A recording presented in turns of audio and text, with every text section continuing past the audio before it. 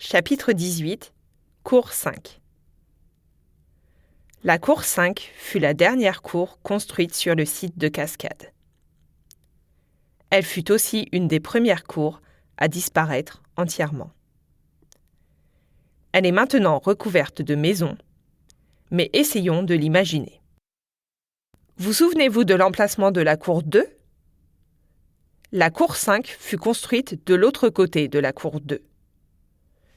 Les cours furent nommées en fonction de l'ordre dans lequel elles furent construites, pas en fonction de leur positionnement.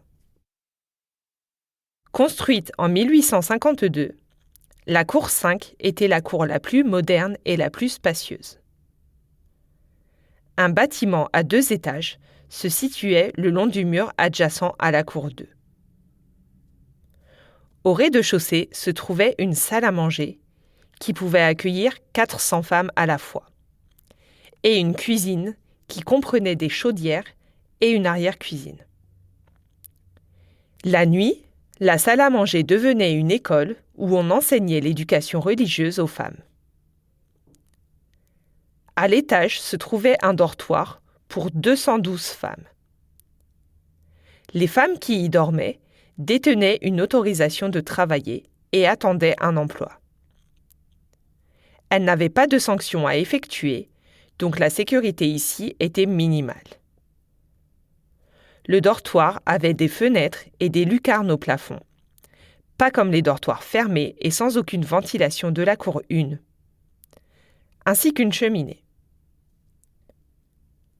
La cour 5 avait aussi des toilettes séparées avec chasse d'eau, grâce à des tuyaux qui apportaient de l'eau depuis le ruisseau, le rivulette, jusqu'à la prison.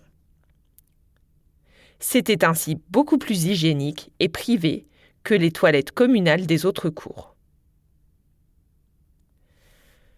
Le surveillant May fit aussi faire des changements dans les cours 1 et 2.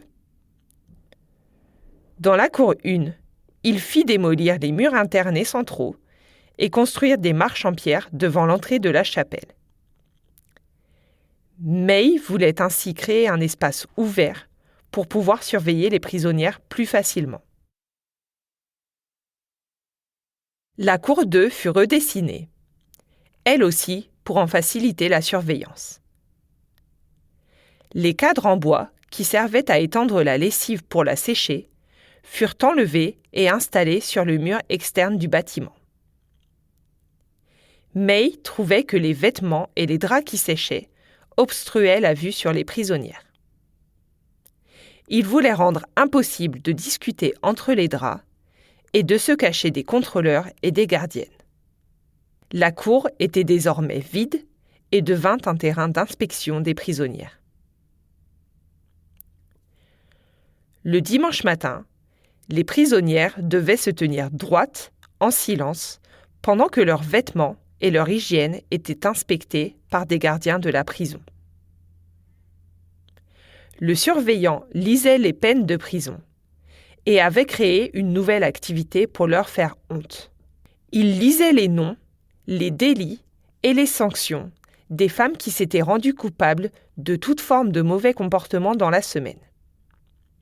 Pendant ces rassemblements du dimanche matin, les prisonnières avaient interdiction d'adresser la parole au surveillant ou à tout gardien.